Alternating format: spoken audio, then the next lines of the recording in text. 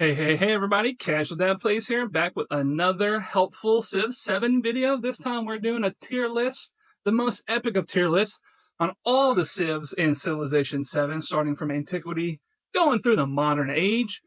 We're also going to talk about who, if any in particular, is good with each Civ, and then when we're done, we're going to highlight, what kind of playthrough from Antiquity to Exploration to Modern Age do you want to pick for your certain types of culture victories. And then we'll have a little bonus one after that. A little bonus something for you. But we're just going to jump in with our Antiquity. Make sure you leave a like. If you like Civ 7, leave a like for the switching the Civs up from age to age. Or leave a like if you like that they took the leaders and Civs apart. Or if you want, you can leave me an emoji for engagement that tells me what you feel about the state of Civ 7 right now. And don't forget to hit that subscribe button. One little caveat, we will be grading these based on the upcoming patch as of recording this video that makes food better. But we're going to grade these a lot like we did the leader tier list. If you have not seen that tier list, I will leave a link of that down in the description. There will also be timestamps, if you have not already noticed, for all the Civs, a recap of each age, and then the end that I did mention. And that will be down in the description if you need that as well. We're going to be using the Civipedia that is online, that's been out for a while for different Civ games. And I'll have that also linked in the description below. And if you want to just come hang out sometime, the link to the Discord's below. We have all the turn 1 saves, not just for our series, but for individual ages, so you can just jump in whenever you want and play along and see if you have the same outcomes as us, or better, or worse, or who knows. Would love for you to join. Now, I've taken, you may have noticed, I've taken the typical SABCD and rewrote what that is. Basically, S tier in my mind, I'm thinking this is an auto win, alright? Because I forgot. This is for beginners. I'm sure it's in the description or on the thumbnail or something, title somewhere. But this ultimate epic tier list is mainly for beginners and those at lower levels looking to get better, improve, beat their friends, whatever it may be. So the S tier is those auto wins that you really can't go wrong, even in a hard start, bad resources, bad RNG, whatever. You're gonna win no matter what. Then your A tier, it's the easy win. Like it's not automatic. You do got to plan and prepare and do pretty good, but it's still relatively easy. Then you have the middle of the road, the B tier, which I'm calling just okay. They're just fine. They're nothing fancy. They don't get me going and my blood rushing of how awesome they are or anything like that. They're just okay. You'll be fine playing them. Might be a little bit extra difficult and more circumstances than the others. Then the C tier is the kind of hard. This is going to be because they've been nerfed into the ground, or they're just so pigeonholed to what they can do that you're just, unless you're doing that one thing or you plan for it, it's going to be hard. And then the D tier, the F tier, whatever the bottom tier you want to call it, I have it is, don't play without a plan. So there's going to be a few of those that this just, unless you know what you're doing, I would steer clear of these as a beginner. Now, that doesn't mean never play them, but just go in with a plan and know what you're going to do, because they're not that easy. Most of all, don't take my tier list as the gospel. It's not. Nobody's tier list is. It's just one man on the internet thinking what he would do if he was a beginner in Civ. Most importantly, pick what you want to pick to have fun, because video games are about one thing, and that is having fun, and that's what this channel is all about. So we're going to jump into it. So our conditions for grading are this. How easy is it to take advantage of their abilities? How easy is it to do more than one victory condition? And then how many Civs, and not a hard number, but qualitatively, do you have to only play this with 1 or 2 leaders? Or can this Civ be played with any leaders? And I'll probably accidentally say Civ when I mean leader, so I'll go ahead and apologize for that. And then, might mention it sometimes, but in my grading, I'm thinking in my head, mementos. Do mementos make or break the Civ? Do their wonder make or break the Civ? Do they need the mementos to go from just okay to great? Or they're okay, but with the mementos, but they're kind of hard without? That's what I'm thinking, even if I don't happen to mention them, And so that is what we're going to do. I'm going to take a swig of some ice cold water and we will get started. Nothing like some high quality H2O, and if you're old enough, you know what I mean. So we're going to jump in here to our Civipedia, starting with Aksum. And so they have +2 gold on resources, great economic and cultural benefits in their civics. The Dao is very nice if you're playing a water heavy map because it gives +4 combat strength. And then the Tonghua is also nice because your water-based trade routes are not able to be pillaged, so that's super helpful. The Howelt is just okay to me. It gives you more gold. Aksum's pretty good. It's a real nice, just run-the-mill. If their unique unit and infrastructure was better, I would rate them higher. You can play them with anybody. Because of the gold, you can go to kind of any legacy path and victory condition you want. Obviously, the traders go ahead and start pushing towards that economic, but really, economics the spearhead to do anything you want in the game. So that's a little bit of a, caveat there. Gold is good always. Yeah, that's about all I have to say for Aksum. They're just okay, right? Because they're just okay, that's what tier they go into. So now we are going to go ahead to Carthage. Carthage, you can only have one city. Towns cannot convert. Carthage, by default, then really is only good with a few leaders. Now, if you're planning Carthage with other civs later in the game, the leaders can kind of expand some more. Like Simon Bolivar or some others like that. But really, if we're looking at just this little snapshot, you got to play Carthage with Augustus because Augustus gets bonuses to towns, buying and production and things like that. So that really limits Carthage. Carthage is really only good at the militaristic and economic legacy pass because since you can only have one city, it's real hard to get all 7 wonders you need in that one city, especially as you get up mid-tier or higher difficulty. A lot of those wonders are going to be gone, and you're going to still need to be pumping out colonists and merchants and other things. The good thing is your merchants and colonists, they're basically half off because when you train 1, you get 2. So that's really helpful for expanding and getting more towns, pumping money, food, and gold back to your main city of Carthage and getting those resources in. Your Numidian cavalry is great because it's +1 combat strength for a unique resource in the capital. So that's really great. I personally like Carthage on an archipelago or islands place type of map because the more continents, the better. Especially they're going to make some more changes to resources. I want to get out. I want to secure a bunch of land for future games. Their dockyard is nice. You can do the dockyard is gold and food, and the Kothon, which is production in towns as well. And then the Punic port gives you 2 resource capacities in that settlement. So that's really helpful since you can't convert them to towns, to be able to get those in, or those towns into cities, to get that infrastructure in the towns and get more resource slots available so you can complete that resource victory. Now, as far as where I would rank Carthage, I'm going to put them in don't play without a plan because they are so difficult without being able to convert more towns into cities and having to be aware of your unique resources in the capital and managing everything, making sure you've got gold to buy your unique infrastructure in the different towns and what specializations of what the town needs to be and all that kind of stuff. I'm putting Carthage in don't play without a plan. Okay, just plain and simple. Next up, we have Egypt. Egypt is really nice. +1 production on navigable rivers. This is made even more powerful because of the food buffs that navigable rivers give you, and their civics will give you also, as well as their production towards wonders. So naturally, that pushes you towards the culture victory, as well as their unique quarters do that. The Magi is a really nice unit when you're in neutral or friendly territory. It gets combat strength. Not really good at pushing. So the way I always do wars with Egypt is I just have a nice line of Magi on the edge of neutral or friendly territory with archers behind them, and I just do an attrition war until they're ready to give up and give me a city. I can just keep on simming. I don't really have to stop and go full warfare. And Egypt also gets a lot of narrative events that make it cheaper and easier to get Magi out. They don't cost any maintenance. You throw those in a commander that has the +1 for a Magi or unit stacked in, so that's more gold. You get gold for having a Magi in your city, So, I mean, you could have 7 gold per city just from Meiji. Then if war happens, you throw them on the front lines, you sit, you wait, you keep simming, and you just win.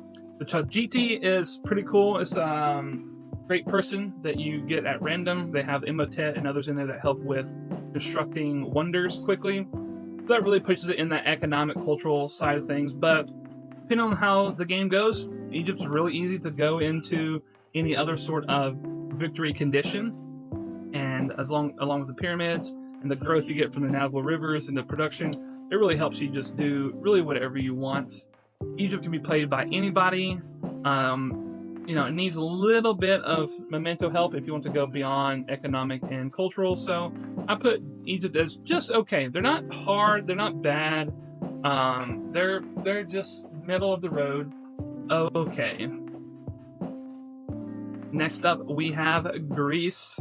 Greece, they have +3 influence per turn on the palace. So that means if you take a diplomatic attribute point as a memento, you'll get +4 from the start of the game. So that's a 40% increase from the get-go. Very powerful for them. They are diplomatic and cultural. And so they get bonuses for being sues of a bunch of city-states. The Odeon and Parthenon and Acropolis all play into that. The hoplite's nice because it gets bonus combat strength when it's next to other hoplites. The Logios is another one of these great people, random generated thing, but you only get that. Really, all of them, you only get them if you have the unique quarter. And you want this because the Odeon gives you happiness and culture. Happiness is always good for helping you. And then the Parthenon gives you culture and influence if it's on a rough tile, which then leads to the Acropolis giving you gold per city-state you are suzerain of. So, you have 5 cities and 4 city-states. That's 40 gold per turn if you have Acropolis in all your cities just from the city-states. Not to mention the city-state bonuses that they give you. My goodness, they're so strong. And then the extra influence going towards the AI or your friends or whomever, however you play. That's just, the influence game is so strong. So I'm put Greece in my easy win. It's very easy to take Greece, even though they don't have a whole lot of production bonuses or even gold, just because the influence in the city-states and then be able to trade and do the influence actions with the AI is just so strong. Having that 40% from the get-go, anybody can play the Greece Empire. Ben Franklin really does really great because he gets to have twice the number of endeavors out of the same kind. So it's just chef's kiss. It's great. Han is next. Han, the capital and new towns get additional population with the first growth event. That means if you take mementos and you rush the bonuses to get a new pop out for every new city, you get an extra pop, then you can quickly get 4 pops when everybody else has 2 pops. That means late in the age, your last few cities you put down, they're going to grow real quick. They're going to get caught up real quick. And regardless of what anybody says, pops are king. I know technically production's king, always has been in Civ, but pops are king because pops mean production, they mean gold, they mean food, they mean all the things. So if you can get pops out, let's do it. They're diplomatic and scientific, so that makes sure that you get ahead in tech, which then lets you be ahead in everything else. You have a great crossbow here, archer. Love that unit. The Shai Dafu is another one of these random great people that do a bunch of different good things. The Great Walls are really nice. It is a fortified district, so it's +6 on the defense. And then you get happiness and culture. Happiness if there's a Great Wall segment next to it. So that is lovely. So for me, Han, whenever I've played Han, I think about playing Han. Han is just like, it doesn't matter what's happening because of the science and diplomatic bonuses and the pop growth, and then the defensive nature where I can just sim away and not worry about being invaded. Han is really an auto win for me. It's just too easy. Next up, we have the Khmer. Khmer urban districts on rivers do not remove the natural yield of that tile. That's nice. It doesn't say navigable rivers, all rivers, so that's more beneficial throughout the game. You are going to be expanding a lot, scientific focus. You have a really nice cavalry unit that ignores zone of control and is stronger, and then is immune to flood damage, which is always good. And then you have a new merchant that is also immune to flood damage, and the movement abilities from wet tiles don't apply. So on most maps, the flood and the wet are just hit and miss. But if we start getting map control, or we can play a wetlands map or something, it's gonna make Khmer awesome. And then their beret is food, and then food on floodplains and settlement. And as I said, because of the food buffs, I would have put Khmer down here just because it's like kind of eh. Because of the food buffs, I'm gonna put Khmer at I think they're an easy win, but I'm gonna put them at just okay. I'm gonna see how the buffs shake out for real, and may edit that later. But that's where I'm at for that. Next up, we have Maurya. Maurya is awesome. You get to choose 2 pantheons after unlocking mysticism, so you can double down on your production. You can spread out if your spawn is not very good to be able to get culture or gold or science or whatever you may need. In addition to some production, it's great. It is great. It's one of my favorite civ mechanics in the game, and so I like it. They are militaristic, but also scientific. So you can easily get ahead and use that military to take over a couple key cities, and then pivot to culture or economic, whatever you want. Because their unique cavalry unit, not only does it ignore zone of control, it also exerts zone of control, and it gets extra combat strength against fortified districts. So that's super nice. And then their settler adds happiness to City Hall, so when you're fighting, you're not gonna have to worry about the war weariness quite as much. Or if you don't fight, you're just gonna have an epic time, because your government is gonna be able to pick its bonuses more often, and you're gonna have more slots involved. So that's really great. Then, as far as their infrastructure, happiness and culture on the Vihari, and then the Dharamshala has happiness and science. And then that means the Mata gives +10 happiness in that settlement. So this, even though it's military focused somewhat, because of the happiness and the culture and the science, Maurya is really great with or without mementos. Mementos just make them stronger. Certain leaders just make them even stronger. And for me, Maurya is also in the auto win category. Next up, we have Maya. Now, Maya used to be auto win. I think everybody knows that. But they got nerfed into the ground, where instead of 15% production being you get from the technology cost when you research something, it's down to 5. And so that is a bummer. I had a game where I had 13 turns left on my space victory. I completed a feature tech or something, and immediately I won the game because of that 15%. But now it's just, I've played it a few times, and it just kind of feels like, I don't know, like if I don't have like a good spawn, if I don't have good production in general, like I don't know, it just feels okay, at best. It is nice to get half the science for adjacent invasion tiles on the palace. Good Holche is a really good archer, and Jaguar Slayer is probably one of my 2 favorite units in the entire game. Because in Civ 7 they changed it where your scouts don't have attacking ability; they're only defending and heal. The Jaguar Slayer, that's not the same. They can attack, they can fortify, they can leave traps behind and do a lot of damage, and then they can heal up. So instead of going 2 or 3 scouts like I normally do, I go 3 to 4 Jaguar Slayers, and they can be my infantry in a pinch with Holche behind them. They're really nice. But when thinking about all the other civs, like Maya's just like so. It's just kind of hard because their bonuses got taken away from them, and yeah, they used to be up here and then they got nerfed in the ground. They need to be 10%. If they get it bumped up to 10%, it'd be in the easy win or okay category. The 5% just makes them kind of hard to play, because if you don't have a good start, then you're going to be behind. Then what we have next, that leads us to the Mississippians.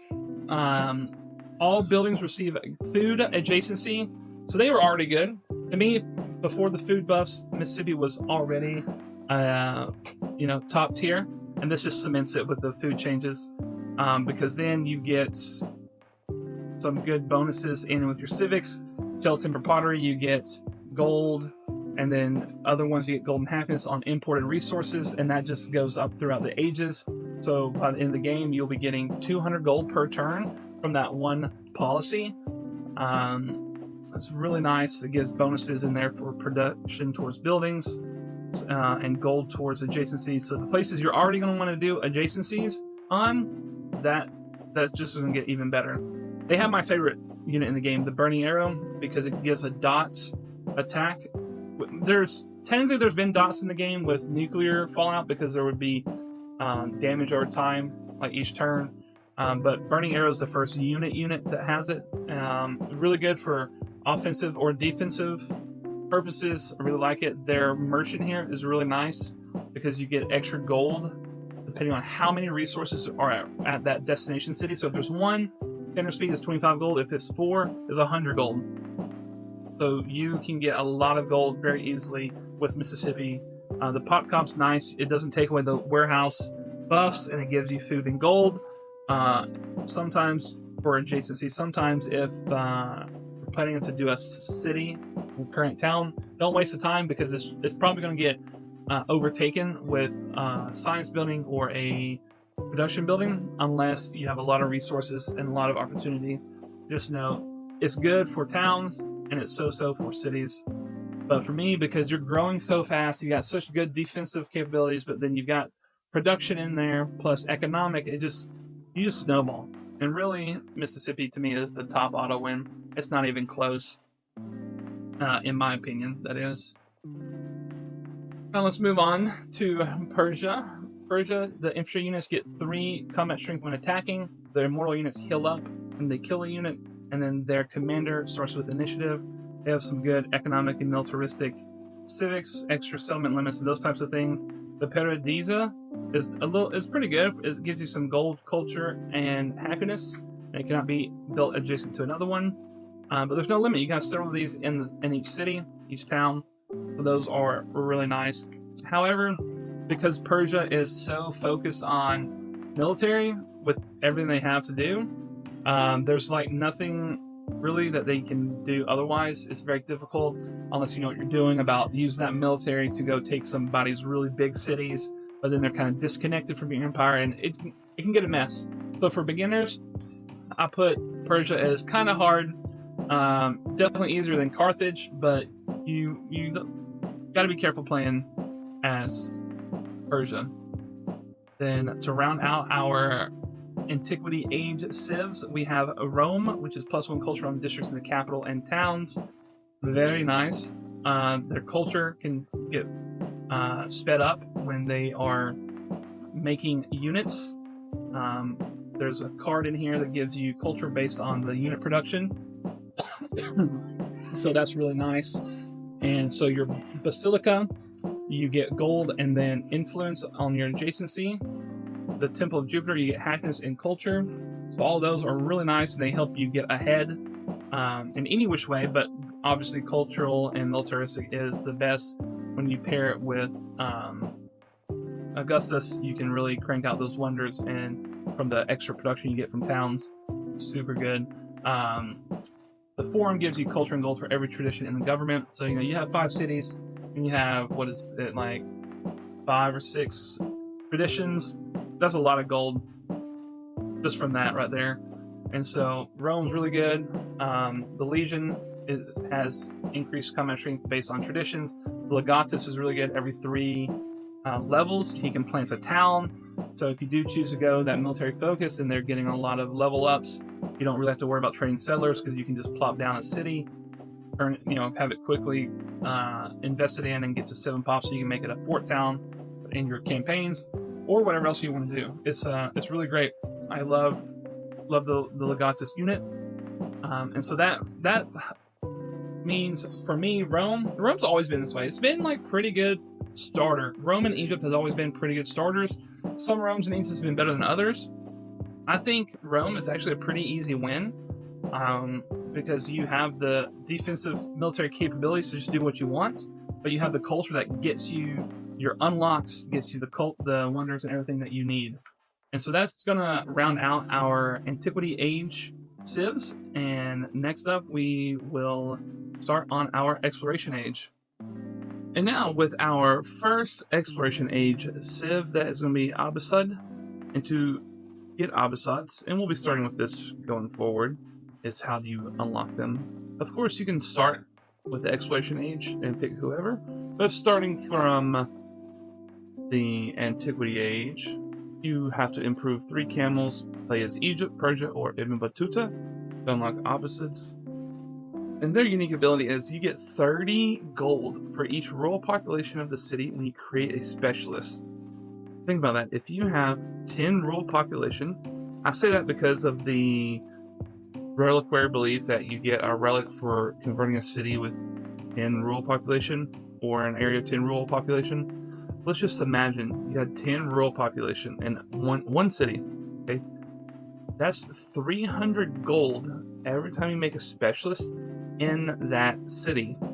Now let's just imagine for a second, not hard. You have five cities that get 300 gold every time you get a specialist. If you are concentrating on food and you have a growth event for all 5 cities within a turn or 2, that is 1,500 gold within a turn or 2 just from specialists.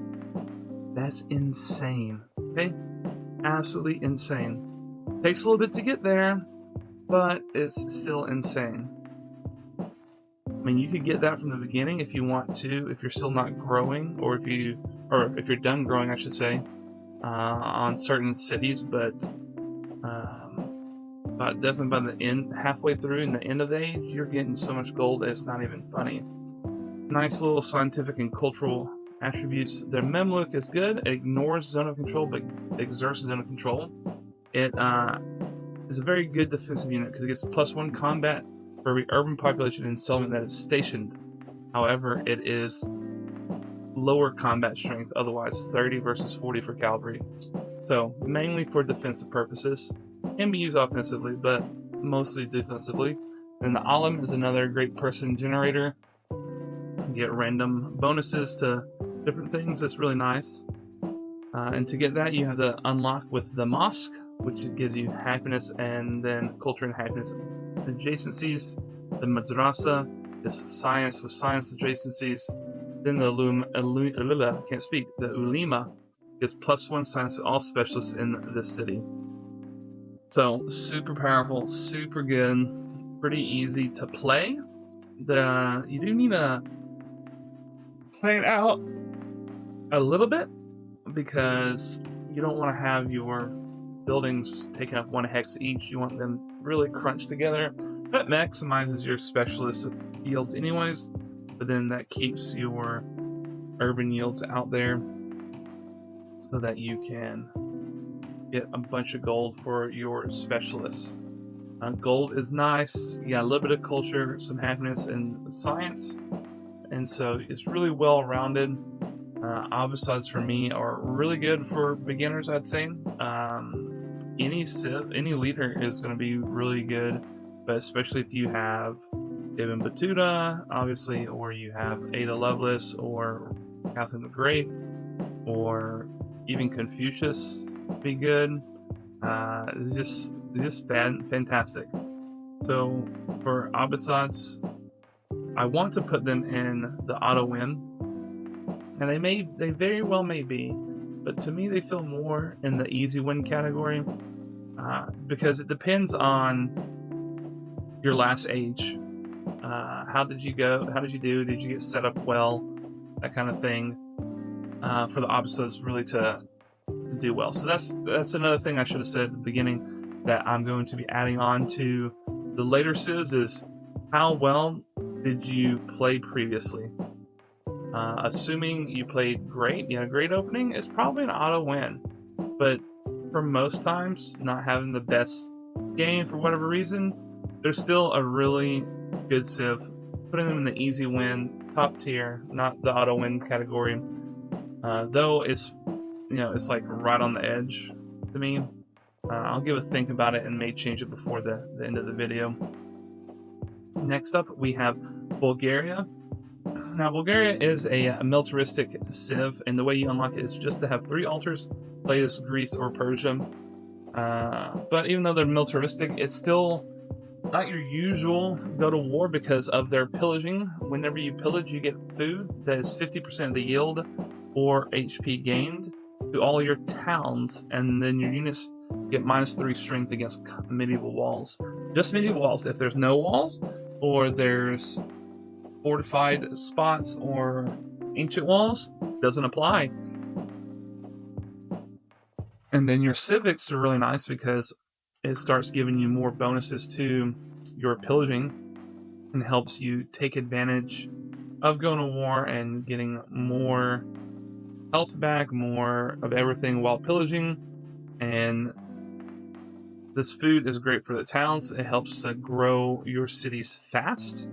And then the other ones start helping your cities do well with production from pillaging and other things. It's really nice.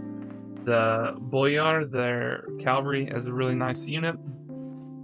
Really strong in rough tiles. Ignore zone of control, things like that. And then the Tarkan, the commander, is really great, pairs well, because the Tarkan, or the Tarkhan, maybe? I'm not sure how to say that. Maybe Tarkhan.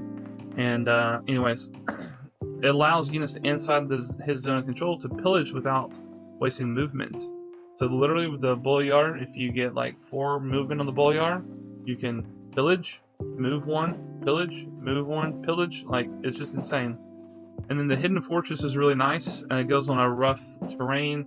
It gives production, and then is defensive terrain, so we get +6 on the defense. That's really nice. Bulgaria, it's not like the other, like I said, not like the other military-focused civs, because it's not just let's go to war and fight. You're really incentivized to pillage. I mean, I think you should be pillaging anyways, regardless if you're taking the city, because it's so cheap, gold-wise, to build back up what was pillaged. And so during war, you're getting all those benefits to either come back or to get ahead and make your empire better, that then when war's done, it's so cheap and fast to just buy some gold up or buy some buildings back with gold, with the gold you have saved up, is what I was thinking. I'm gonna cut those sentences off. And you're now even further ahead. Or you're just pillaging, and it gets the city down to 1 population. All of the districts have been pillaged, and so when it comes to raising that city or that town, it's real fast because there's no pops, there's nothing left to raise. You've done basically all the raising yourself manually. However, because it still does take a lot of planning, they can also do whatever victory condition. But because it does take some planning, but not with a full onslaught of war where you can still be simming, I'm not going to put them in the kind of hard.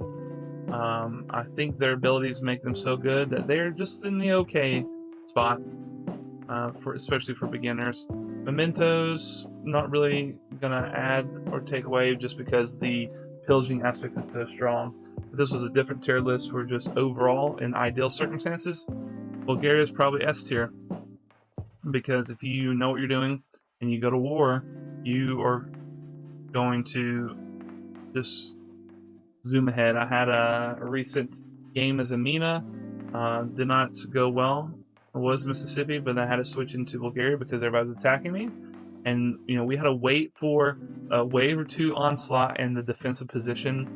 Once we were healed up and leveled up, and the other AI had kind of like wasted their first few waves, and we had some archers in place, we just started pushing through and pillaging. And by the end of the exploration age, we not only had caught up, but we were pretty much in first place for the exploration age. And so that's how powerful Bulgaria can be once you get used to how to play all aspects of Civ. Just giving you a little foretaste, okay? But for beginners, Bulgaria is just okay. Moving on to Chola. To unlock Chola, you have to have 3 cities adjacent to a coastal tile. Has to be coastal, not lakes. There's another civ that you have to do next to lakes. This is coastal, okay? And then what they get is they get an additional trade route from improved trade relations action. So that basically means every civ you're going to have 3 trade routes with, which is fantastic. So your diplomatic and economic stuff is going to zoom through the roof. Their Kalam gets an extra attack per turn if they have movement. That replaces the Cog. Very powerful. And just think about it, you get to attack twice. You get 8 Kalam together with 2 Otrus that have expanded radius. And now all 8 get attacked twice. That's essentially like you're having 16 cogs for the enemy, right?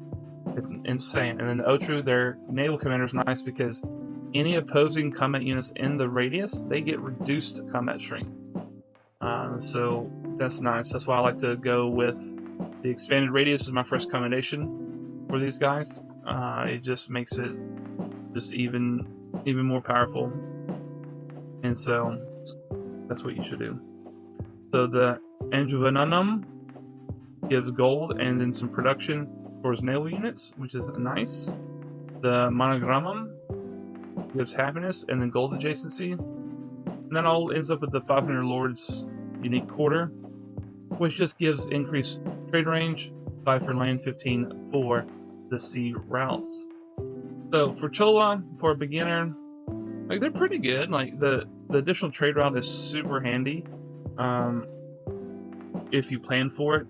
The naval units is situational because you may not be on a naval map, you know, and then their unique infrastructure is pretty good. It plays into that Indian culture, lots of happiness, we're gonna grow big type of thing, because it was Maurya then Chola is how it goes, and then into the Mughals last. But I think Chola is, for a beginner, like it takes some planning because you're gonna have your merchants out and ready to take advantage of this. You're gonna have to play on certain maps, so it's not good in all cases. So I'm actually gonna put Chola as they're kind of hard for beginners, just because they're not that easy to take advantage of their abilities. You know, maybe you're not going to war, maybe you don't have a lot of water. You know, you got to plan for your trading, all kinds of things. And so, Chola's kind of hard. Next up, we have Hawaii. So to unlock Hawaii, you have to have 2 settlements on an island, and an island is a landmass with no more than 15 tiles. Obviously plays Maya, Mississippi, or Jose Rizal.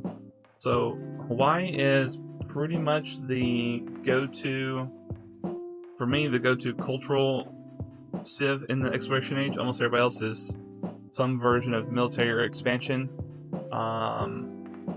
plus something else. And so I like Hawaii a lot. You get 25 culture each time a settlement expands to a marine tile, and +1 happiness on fishing boats. That's really nice because all your islands are going to be getting you culture, and then those fishing boats are getting happiness, which obviously means more social policies, more celebrations. And so, man, oh man, Hawaii is fun. They have a nice little infantry unit, and then the Kahuna is their missionary unit that can heal others without being consumed, which is really nice. Depending on how you're crossing oceans, you may need some healing that can help them go further. I've tried it a little bit of like, how far can I go across the ocean?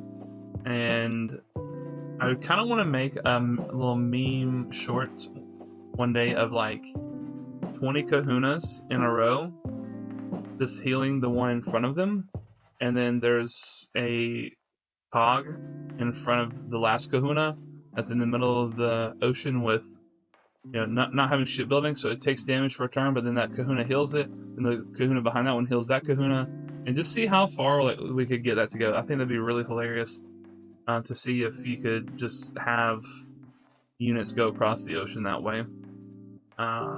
It would be quite funny. Anyways, Lo'oikalo, it gives you food production and culture adjacent to farms. Food and production no matter what. A nice, unique infrastructure. I really like it. I think it really helps the farms to get better. The farms are already going to be better because of the food update, but that makes it even better. So you're just going to kind of start zooming off. And the more farms you have, obviously, the more culture you're going to have. And then you're just going to win.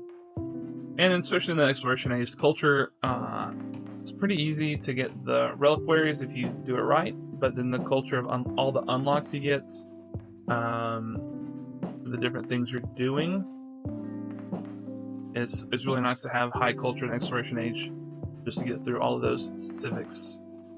Hawaii is not good to me, besides, you know, pushing that culture bounds. Depends on your game a lot more than others. Depends on the mementos you have, the leader that you have. So, but they're really good overall, and so I'm gonna put them in the just okay. They're fine. It's not necessarily easy. It takes some planning, but they're good. They're nice. They're good.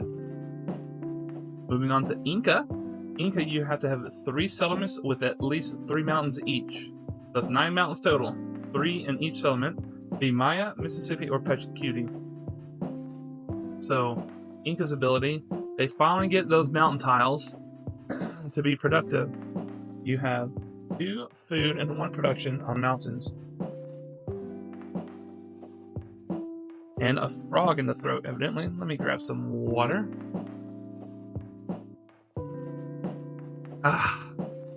Agua de H2O. I really like this because it takes an otherwise unusable mountain tile and makes it usable. I mean, later, you get those expedition bases and stuff, but you really need something now, not later. And so this is really helpful with growing and producing. Super strong now with the food changes. They have a pretty nice unit that is their heavy archer, and so I like that one. It's really good all around unit. They have a nice scout that can move faster and see through mountains. Don't ask me how this guy has the magical ability to see through mountains. I just know that he does. And so that's really nice. You get to go expand faster if you haven't already, especially in the New World. And then the terrace farm giving you 6 food, just flat out 6 food, and you can put it has to be on a rough tile adjacent to a mountain. So you just think about it. You got a couple mountains, you got rough tiles all around those mountains. You're gonna have so much food, it's gonna be insane.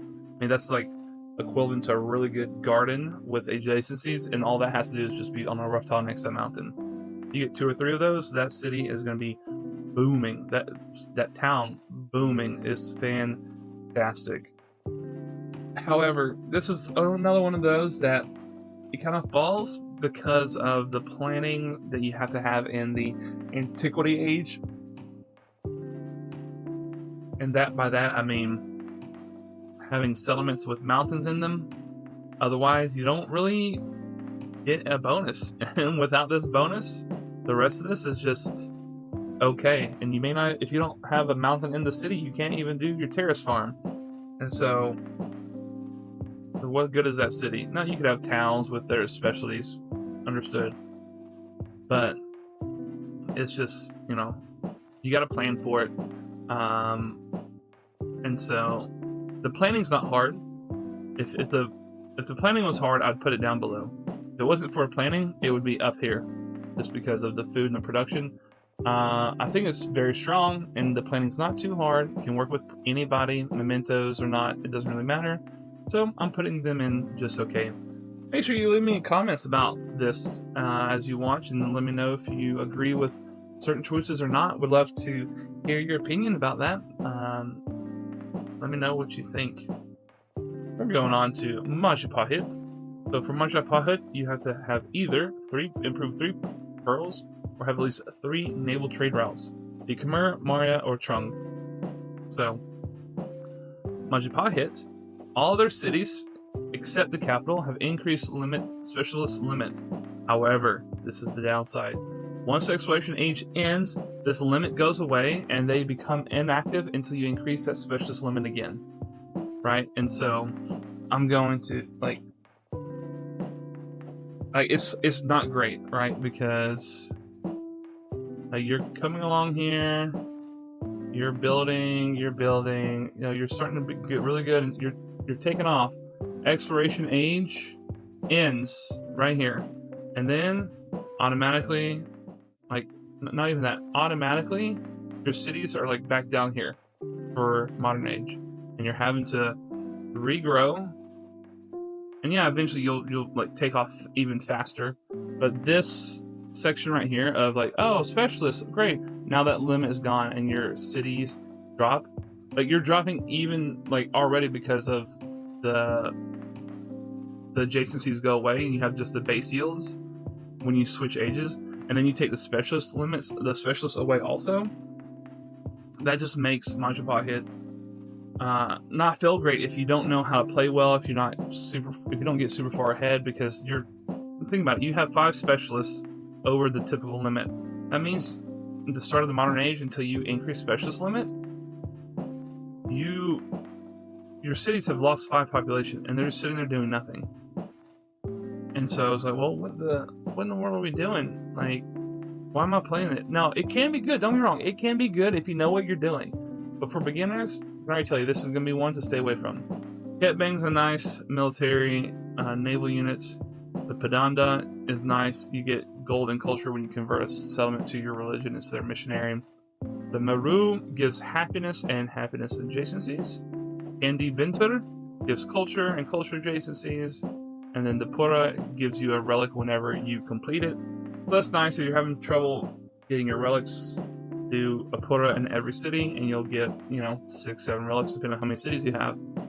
However, I don't think all their abilities line up to match what it does for your game. Now, if you're playing the exploration only or up to the exploration age and then stopping, that changes Majapahit's ranking in my mind, because you're not suffering this negative part of their ability.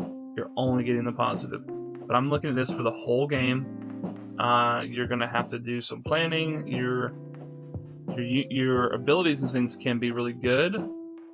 So like that extra specialist limit kind of puts it up to an easy win, to just okay. But because you lose that, and you may not be very good in the modern age about quickly getting your specialist limits back, I would definitely put them down here as the don't play without a plan. Just because you're going to need a plan as soon as you get in the modern age to get those specialists back. Otherwise, you're just really hurting your empire by not having those pops doing something else. But I think next up we have Ming. For Ming, you have to improve 3 silk or have 8 resources slot into 1 settlement. Play as Han or Confucius.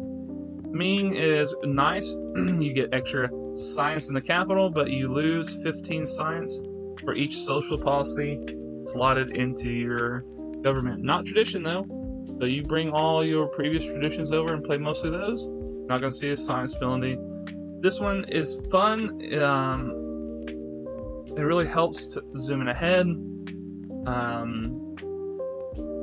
I can see how this might be a fun play after Carthage. You only have the capital, so it's going to be a massive, huge capital, and so your science could be amazing.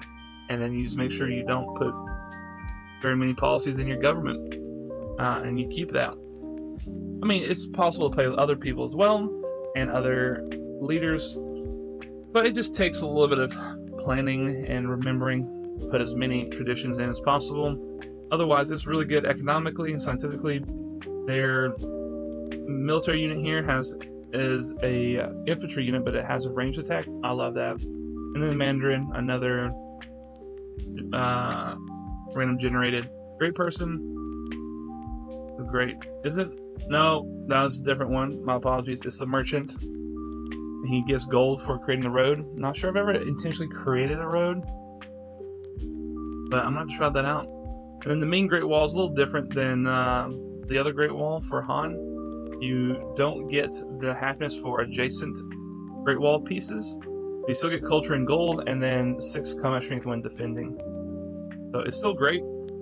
Build the Great Wall. So build it. Build it on Ming, on Han, on Qing. It's fantastic.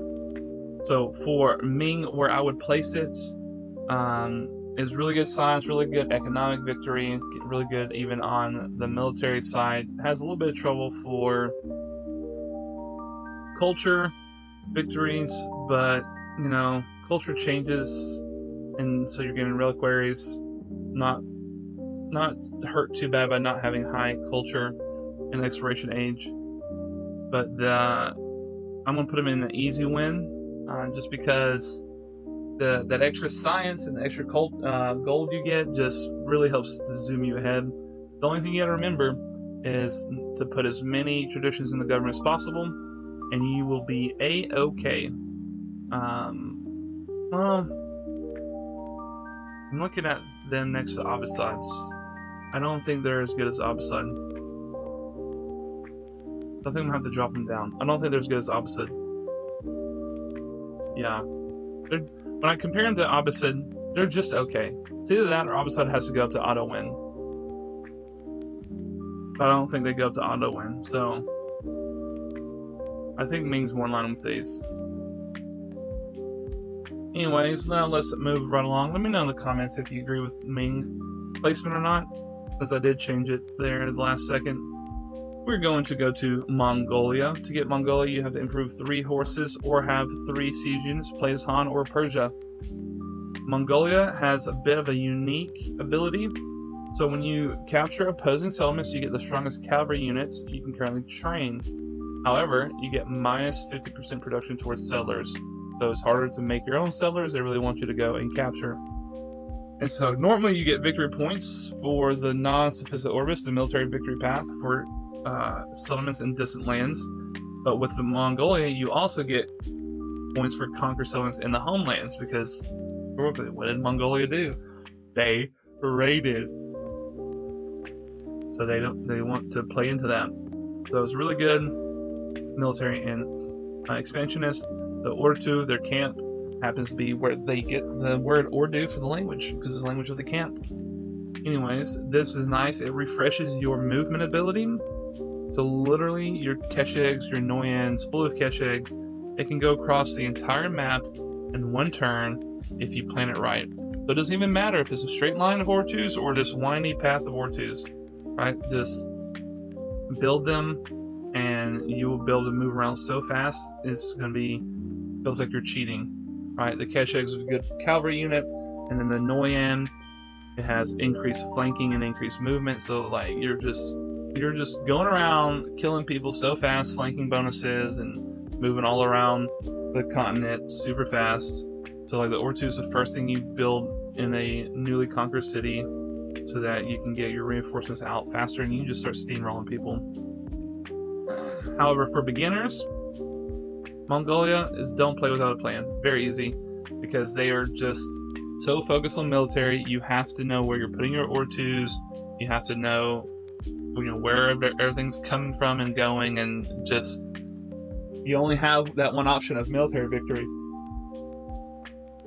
And so, if you don't do that, you're gonna be hurting. Mementos really help them to be better. Certain leaders really help Mongolia be better. Other leaders you're just kind of out of luck on. That's why Mongolia is last. But next up, we have the Normans. So to unlock the Normans, you have to build improve 3 iron resources or build 5 walls. Play as Greece, Rome, or Charlemagne. Now, Normans, they get +1 movement when embarked, or land units get +1 movement when embarked, so they get to travel the seas faster for settlement and reinforcing armies and stuff. And land units adjacent to coast receive +5 combat strength. That's really nice if you're trying to attack across some water or go into the distant lands and kind of wage war to take that over by force. Really helpful there. Their civics are really nice to play into that. The Chevrolet is a nice cavalry unit. The Sokman, Pokemon, not sure how to pronounce that, is their settler unit special that he creates medieval walls whenever creating a new city, automatically for free, so that's super helpful. Then your Bailey and Mont. Bailey gives you culture. It's a fortified district that somebody has to take over. Same for the Mont. Mont gives you happiness, and more happiness if on a rough tile, but it's also a fortified district that they have to take over. So whichever one of these that you build first becomes a fortified district for enemies to take over. And then the donjon, you get a free chevalier when you complete it. And so think about this, you do it with, I believe it's Charlemagne has the ability. In every, yeah, I think it's Charlemagne. Or whoever the leader is that on celebrations get 2 free cavalry units. You're already going to have cavalry units, and you can get 2 free cavalry units for every celebration. You're just going to have cavalry more than you know what to do with. I faced that one time, and it made me really miss the Civ 6 way of doing the resources of you have to have so many resources to build a unit. I think that was a little bit more realistic, and so it was just fun. Like you have almost no cavalry in your empire, but yet you have 18,000 cavalry right here at my doorstep. Makes no sense, but whatever. It was still pretty fun to watch them move around and do their thing. So that can be really strong. However, for the Normans, I mean, I played the Normans not militarily, and it just didn't feel great. I mean, granted, you conquer people, you take people's cities, and you get your science and culture up, you get those wonders. All those things are true, but like if you're not focused on it, it's just hard because you're stuck with just that military victory that you're going for, and its abilities don't really land you to do anything else. It doesn't really help you any other way, and so it can just be kind of hard for a beginner. So that is why I put it there. Next up, we have the Shawnee. You get Shawnee by improving 3 heights or being suzerain of 2 city-states, playing as Mississippi or Tecumseh. So now Shawnee, they're really nice to play after either Mississippi or Egypt, because settlements get adjacent to navigable rivers get 2 food on the river train. The cities not have a minus 10% food penalty. That is, the penalty is bigger than the gain. So you really want to be settling on navigable rivers. Be super helpful. And then the traditions from Egypt make those navigable rivers even better. So then their unit is a infantry unit. It gets 1 combat strength for every empire resource. Super strong. That would even be a good, if you're doing military, that would be a good thing to move into after Carthage. That has the same thing for their elephants in the ancient era. You already know that guy's going to be super strong. And then their missionary has a higher movement, and rivers don't end the movement. So it makes it fast to get out there, to move around the map, convert everybody, get those bonuses from your religion really fast. And then the Moskawe Scot, 4 food, and then +1 gold for adjacent resources. Cannot be built adjacent to another one. Really nice. Can be done in towns. Most of the time in the cities, you're going to have this replaced. So if you're going to convert a town to a city, don't waste the gold to build it there. You know, you can build it in cities, but most of the time you're going to have your science and production people near resources. So you just have a lot of resources in your cities, in which case, go for it. It's great. I mean, it's great anyways. And then the civics for diplomatic and scientific. Fantastic. Absolutely fantastic. I like Shawnee. I think Shawnee's, especially the food buffs, are really good to do whatever you need to do. You got your missionary out there getting your bonuses that you want really fast. You're getting more food and more gold from your Scote. You can attack or defend with your unique unit, and then your civics are helping you out. I think Shawnee they're pretty easy to win. You're going to be big because you're going to get population, and population means everything. It means whatever you want it to mean. More gold, more production, more whatever. And so I will always give the edge to high pop civs between, if I'm sitting between one rank or another. If it's a high pop civ, they're getting bumped up because it's just going to be better. Next up, we have Songhai. To unlock Songhai, you have to have 3 settlements with at least 3 navigable rivers tiles each. Wui, or play as Aksum, Egypt, or Mina. That can be a little difficult just to unlock. So Songhai, I already know, not top tier. They're pretty good. You get +2 resource capacity in cities on navigable rivers. Your trade ships cannot be plundered on navigable rivers. Man, oh man, if they ever release a wetlands map with a lot of navigable rivers, Songhai's gonna be S tier on that map, right? That reminds me, I kind of want to do a tier list, guys, where it is like the leaders, and then also one for the civs where it's ranked based on their most ideal circumstance, because I think everybody can be really good under the most ideal circumstances. It's just what's the likelihood of getting that, right? So they have lots of good economy and military bonuses in their civs. Their gold Bengal infantry is really nice. It gets combat strength when on a resource. Make sure you're standing on resources when fighting when possible, and then you get double the amount of plunder from trade routes, so that's nice. And the Tajiro is their merchant, and it gets 100 gold if that trade route has to go over at least one navigable river. So lots of gold. The military stuff can really help you get more gold. Gold is good for anything. And then the caravanserai, you get gold, and then gold for being next to navigable rivers and resources. So, this is definitely the successor to Aksum. This is just all about gold and trading, and use your military to defend or get more gold. So, pretty easy to play. You can play with most leaders, mementos or not. Songhai,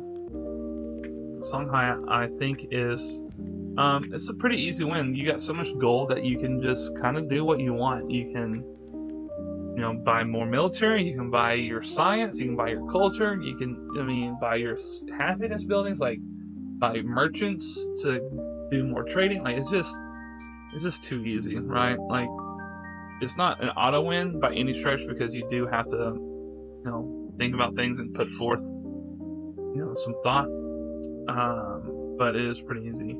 I've been thinking about it. I'm putting Abbasids in the auto win. I told you I was thinking about it. I may change my mind, and I am. I think they're really good. I think you play Abbasids and you're gonna just win, because the science and culture gets you so far ahead that you get all the things unlocked to be ahead, and you just start snowballing. So that's my thoughts there. And now on to the last exploration age civ. We have Spain. So to unlock Spain, you have to either reconquer a lost settlement, play as Carthage, Greece, Rome, or as Isabella. So what Spain gets for you is 15% gold towards converting a town to a city, or 30% in distant lands. Not gonna go over this, but this is frustrating the way it's worded. They really need to have a discount towards converting a city or town. And maybe they do it because of their discount rates. If it's a negative, it's a weird number, and this way it makes it look a nicer number. But the wording is awkward. Any game that has extra gold towards purchasing is weird, because it sounds like, if you're not careful, didn't want to do that. It sounds like, if you're not careful, that it's actually going to cost more. If not, it makes it cheaper, but it's an awkward feeling. I'm not going to go into it very much more. I've said before how I hate that they need to do discounts. But for Spain, I kind of think it should be 20-40. Increase it just a little bit. Spain was known for going all over the world and setting up cities and settlements and trade networks and stuff. It would just make more sense to me if this distant land buff was a little bit higher. And I've noticed that devs have a habit of just doubling, from the home islands to distant islands, or vice versa, lands, islands, whatever. So that's pretty good, but it could be better. I know, that later on that can save you hundreds of gold, because if it's 1,000 gold to convert a city, you're saving something like 100 or so gold, and so that can stack up. But it should be more, and change the wording. My goodness, they're definitely expansionist and militaristic with their civs, and then especially with their tercio and conquistador. Their tercio is a infantry unit, a really nice one to play with. The conquistador is a generated great person with different abilities, most of them in distant lands, for gaining gold different ways, and treasure fleets and commanders and all kinds of things. So it's really nice when you're trying to go for that military or economic victory. Then you have your Casa de Contratacion, which is gold and gold adjacencies. Then you have your Casa Consistotorial, which is culture. So you have good culture. Spain with the Spanish Inquisition. Nobody expects the Spanish Inquisition. You can also do culture victory fairly easily. Really, the downside in the Exploration Age is really anybody can do the culture victory easily, because it's just about the relics, and so you get a good reliquary, can be done really fast. If you're militaristic, which most of them are, you take the Reformation belief that when you capture a city, it converts to your religion. So you do that. You take that one. You only have to capture 3 cities in distant lands, because a capture city is 2 points, convert a city is 2 points, and if you got both, they're 4 points. It's 12 points. So 3 cities, you're done. Now you gotta make sure they stay your religion, because you will lose points later. But that's all you gotta do.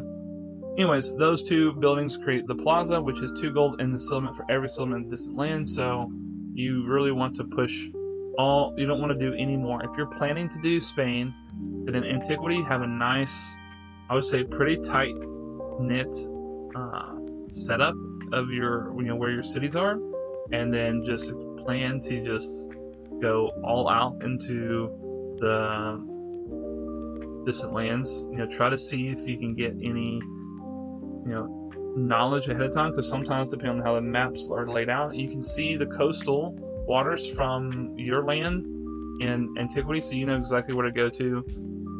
As soon as the next age starts, have settlers ready to go out there, be super strong. Spain is really good. I like their gold to help boost their expansion in military. Their conquistador can make things real easy and fast for you for your military and your economic victory conditions. But your other ones are going to be a little hard, depending on the game and your leader and your mementos. So for a beginner, Spain is kind of hard, and just it's okay to kind of hard. I don't think you can often get the full value out of the conquistadors unless you're going to war. And going to war as Spain is a little difficult, just because they really want to go to war in the New World, and managing the sea crossings and all that can be hard if you haven't done it. And so I'm going to put Spain in the kind of hard for beginners section, but they're real close to just okay.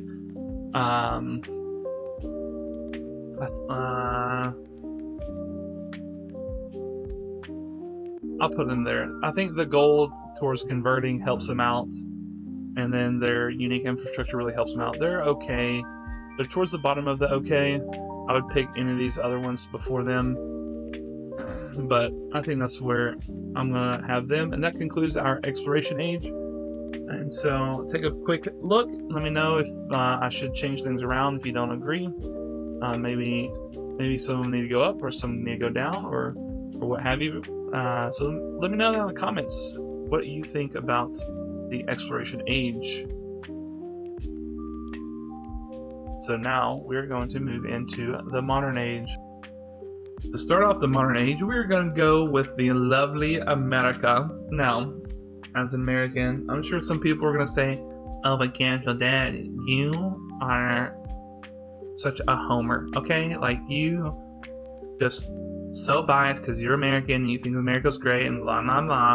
And I'm like, no, America's great in this game because of the way they made it. Okay, they could have done America not so great, but America's great. One thing that is not good about America is its ability, but we'll get to that in a second. So how do you unlock America? A lots of different ways. You have 3 distant land settlements in plains or grassland. Play as Rome, Norman, Shawnee, Franklin, Harriet Tubman, or Tecumseh. So, America's unique ability, they get 100 gold for every time you improve a resource. Pretty nice. That happens more times than you think. There are places you want to expand settlements to. You have war with somebody and burn somebody down and then go back and plant a city there. There's many ways to get this. And that is 100 gold. I feel like it needs to be buffed on standard speed.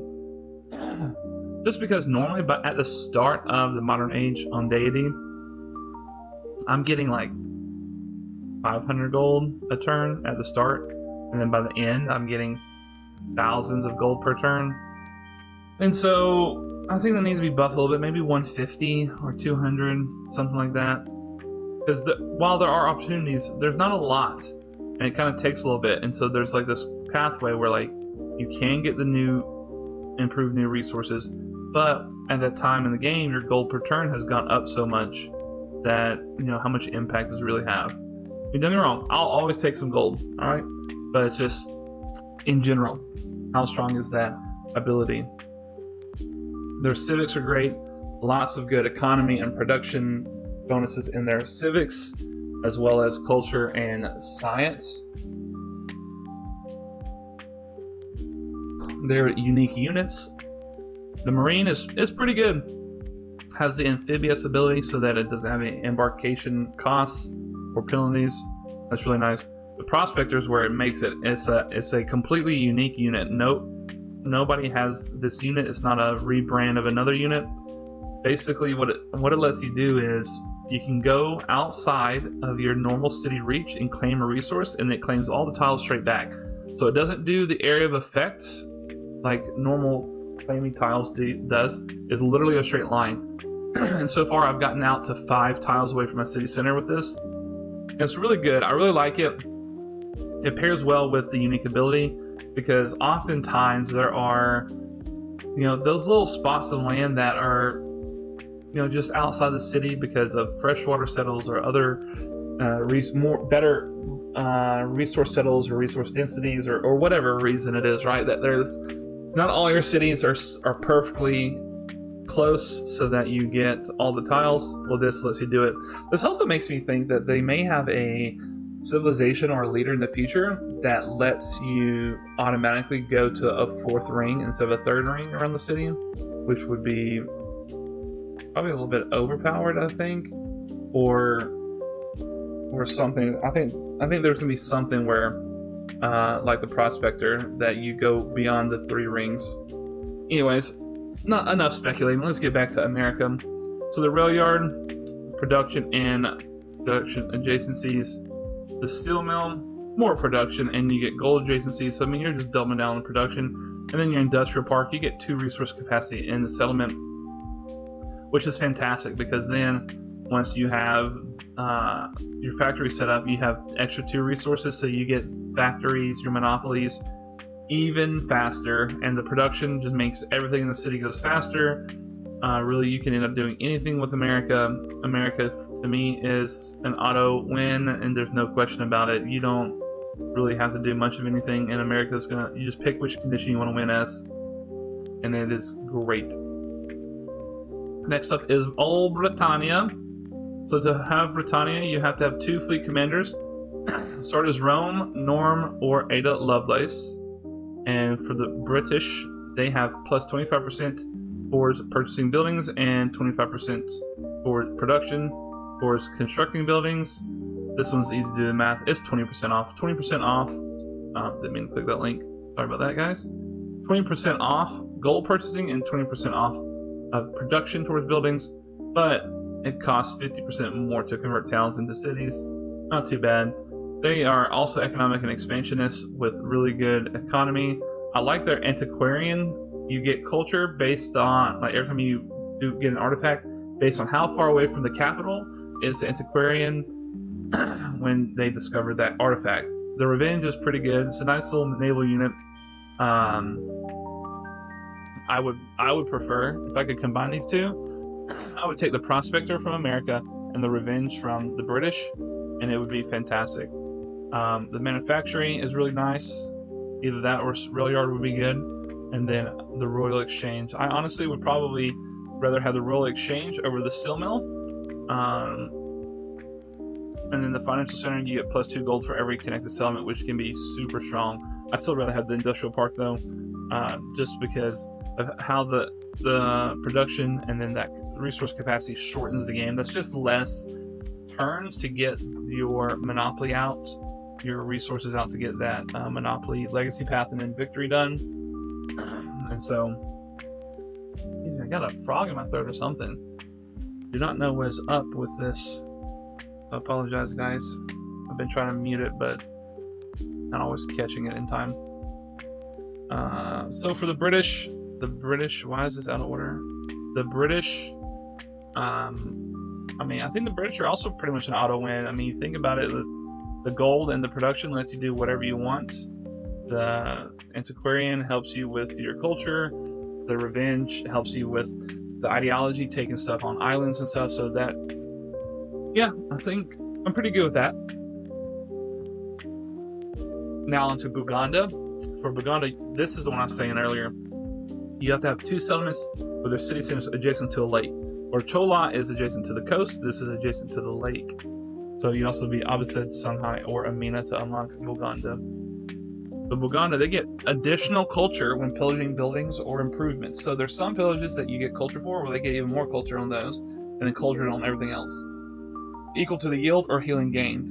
Okay, and so it's not half of it, it's equal to the yield of the healing gain. So you heal 30, guess what? That's 30 culture. You get, 100 production, that's 100 culture, 100 science, 100 culture. And all of their land units get amphibious, not just, the special units like America, they all get amphibious. So no combat penalties for embarkation, no movement costs for embarkation. They're really good culturally and expansionists, as you would imagine. Nice, good pillaging empire to play as. Their line infantry unit exerts zone of control, and they get an extra 10% health from pillaging any tile. So there's some tiles, it's 30 health. Well, guess what? They're getting 40, which probably makes this culture go up to 40 they receive. But if they pillage, say, a 30 science tile, they still get 10 health. Super strong to keep them in the fight. You get your attribute downs in military, so your units get +2 HP when healing. Like, it's just, you can just snowball so easily. And then their army commander also increases the yield from pillaging in its radius. So yet again, more pillaging, more yields, more getting ahead, more winning. Kabaka's Lake, their improvements, 3 happiness, and then you get lake yield bonuses for all of Buganda's abilities, and the wonder. And there's only 1 per settlement. We'll take a look at the wonder real quick, because of how much it is integrated into the other ability. The other wonders, not so bad. You want to get them obviously, but they're not as integrated as this one is. The +4 food, and then +2 food on all lake tiles, in your whole of everything, and then +2 culture and happiness on the lake tiles in this single settlement. Depending on your lakes, that can be really good. Buganda can really, Buganda is like Bulgaria. If this was a different type of tier list, it's going to go up high. It's so good for the pillaging and everything. But for this tier list, it really kind of pigeonholes you a lot. The uncertainty on the maps, you would know before picking it in modern age, but still, you have to plan on the lakes early on. There's a lot of planning involved, and it can just be difficult to play. And so because of that, it's kind of hard for beginners because of all the planning you have to do from the beginning of the game. Again, going to war and pillaging. The pillaging is nice. The pillaging is the only thing that keeps it out of being don't play without a plan. But if you're not careful and you don't take advantage of your lake tiles, it doesn't feel as good to play. It's like some of these others. It's like Maya. Like, okay, well, they nerf Maya so much, it feels like part of their kit is missing, and so it just feels not great to play, and then it makes the game kind of hard, because it's almost like you're playing at a disadvantage. Everybody else has these boosts to certain areas, and you don't, and so Buganda's there. Next up, we have the French. So, what a surprise, to unlock the French, you have to improve 3 wine, be Rome, Norman, Lafayette, or Napoleon. The great thing about the French, they have the best government in the game because they can pick any celebration effect in the modern age. You want to talk about flexibility and getting ideally prepared for whatever victory condition you want. This is great. Their Garde Imperiale is an infantry unit that has a ranged attack, which is nice. And then their Jacobin is another great person random generator, which their abilities, I don't know. I don't particularly care for them. They're decent. The Salon gives you happiness and then culture adjacencies, and then the Jardin à la Française, or Francais, gives its culture with happiness adjacency, and then the Avenue gives happiness on quarters in this district. So you really get a lot of culture and happiness so that you can go to war and do what you want, because they are military focused, especially with Napoleon. But with their government, they can do whatever they really want. Their kit just doesn't make it easy to do whatever they really want. They're still really focused on military with the capability of doing whatever they want. However, France is so strong because of the government switching thing, and then the happiness that allows you to mold your government and your empire how you need and keep growing big and getting more specialists with the more happiness that you have. To me, they seem like a pretty easy win. Moving down to Meiji Japan. So to unlock Meiji Japan, you have to improve 3 tea resources, the Hawaii, Majapahit, or Himiko. And so for Meiji Japan, when you overbuild a building, receive 50% or science equal to 50% of the new building's production cost. Man, oh man, was this so good compared to old Maya. They'd play into each other. Science to finish off. Tech, well then whatever your building that has the Maya quarter in it gets some of that production. Oh, well now you've produced and overbuilt something, so now you get half of that production cost back as science, and it just kind of has this nice little snowballing effect. It can still help with Maya. If you're going to play Maya, you definitely need to go to Meiji Japan in the modern age. That is the only, for me right now, Maya, it just feels awful. It just feels bad. It's not hard to play, but it just feels awful that I would have to play Meiji Japan to get some sort of synergy with Maya to make it worth it. They are definitely military and scientific focused in their civics. They have a nice unit for their naval and for their air.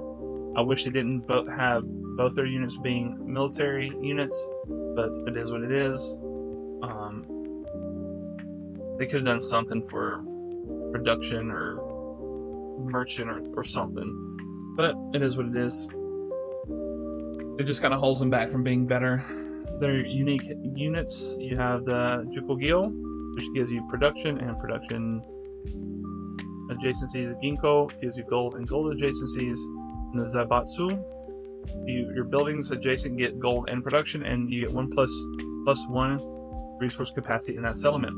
That's really good. I mean, it's really nice. I like their Civ bonus.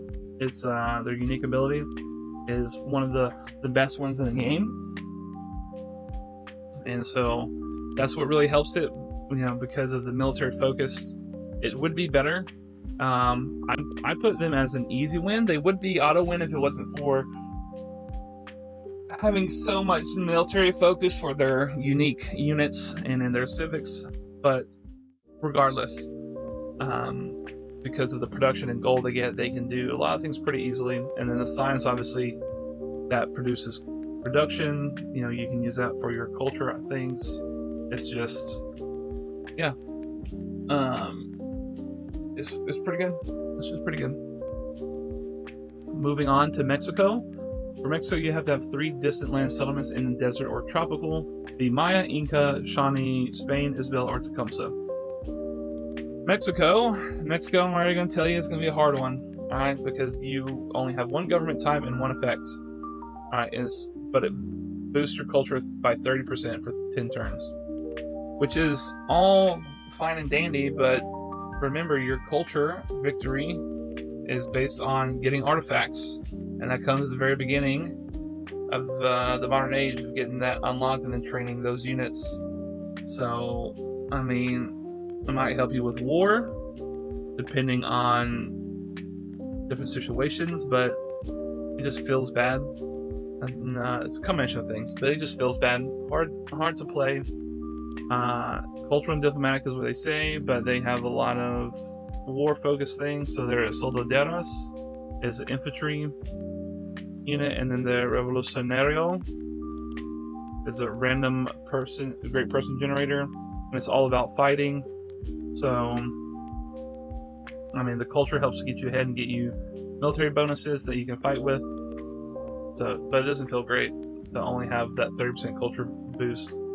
Your infrastructure is Puro de Mercaderes, which is culture and then gold adjacency. And then your cathedral is culture and handness adjacency. So you can see it's all about culture. And then the Zocalo is 2 culture for every tradition slot in the government. That's pretty good. It'd be better if culture victory is more in the style of Civ 6, but at this point you're just trying to get artifacts out of the ground and then build the World's Fair. So I don't know. I think it's Mexico's. The problem I have with Mexico is how you do culture victory in the game, and I think that is my problem I have with most of the culture civs. Is it makes sense in the Antiquity Age? I like that, building the wonders. And I just don't know.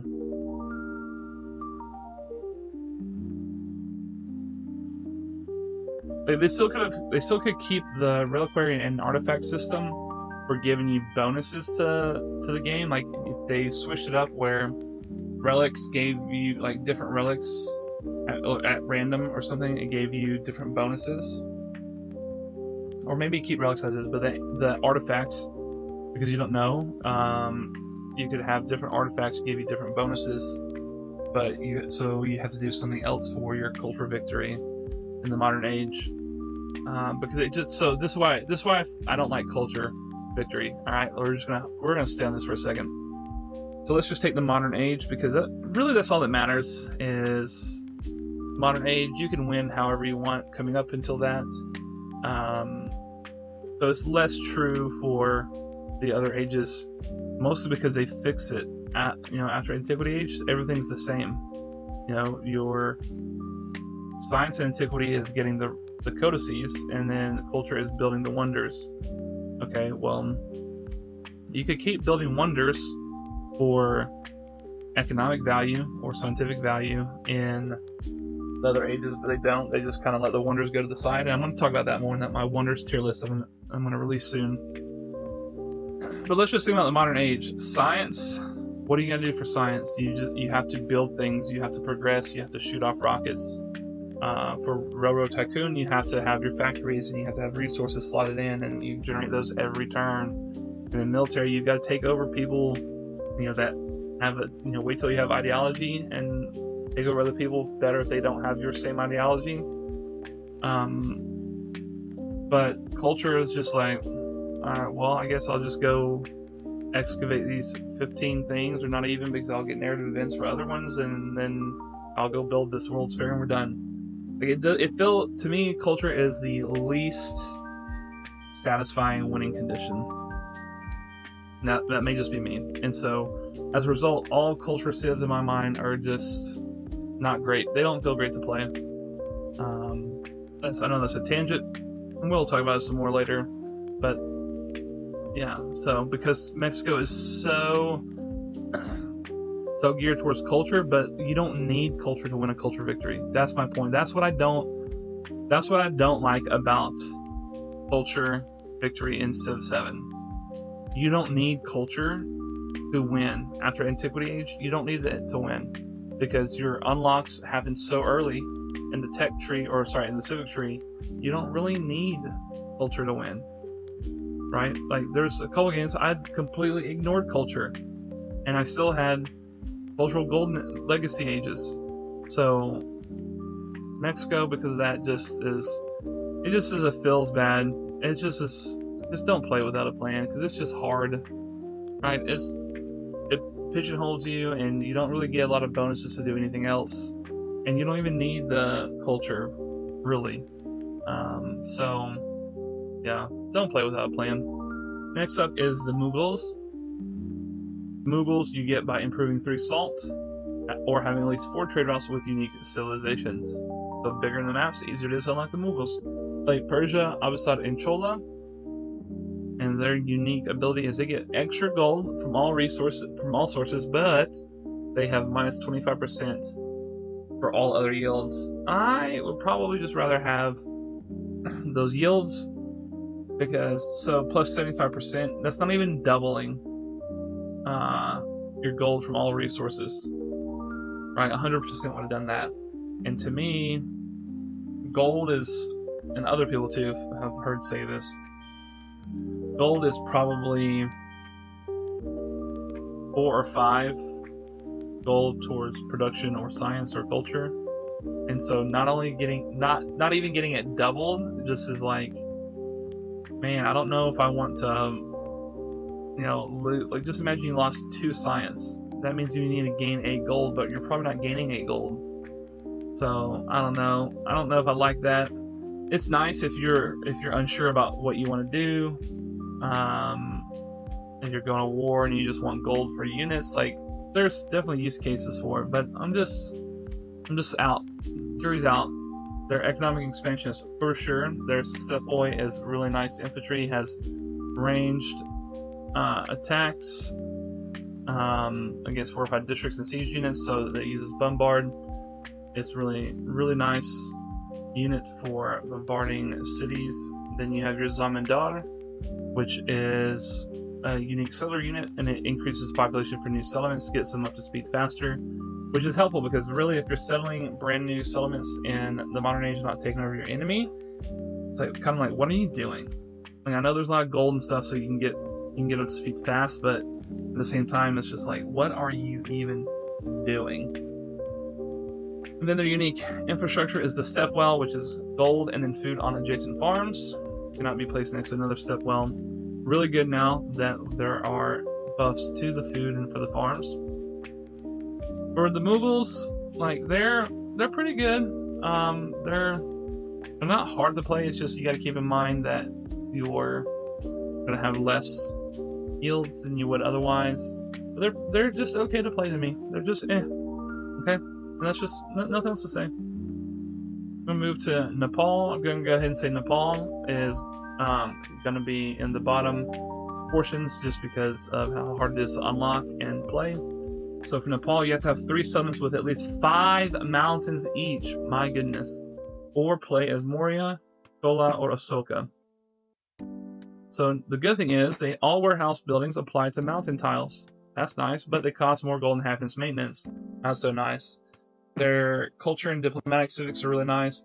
The Gurkha is a really good line infantry, higher combat strength and movement, and exerts zone of control.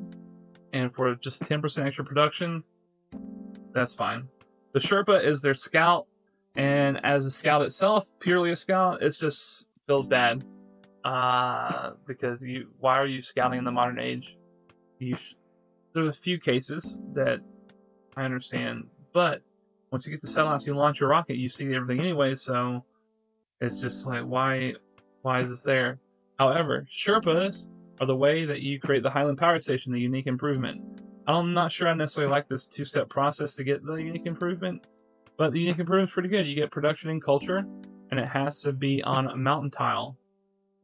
And so, I mean, that makes a useless tile not just usable, but super usable. The 3 production, 3 culture, very helpful. However, for Nepal as a whole, because of the forethought and planning you need to have, especially if you don't naturally have mountains in your cities, it feels then the planning, it just feels like, it's hard.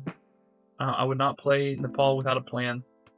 Honestly, I was thinking about putting them in kind of hard, They're not hard to play, but you still need a plan because you've got to be able to unlock them. You got to know where you're going to put your stations, and you got to be able to put Sherpas down. But then, like, nothing else really feels good about any other victory condition. So whatever you're going to do, you got to have a plan because it's not as easy or straightforward.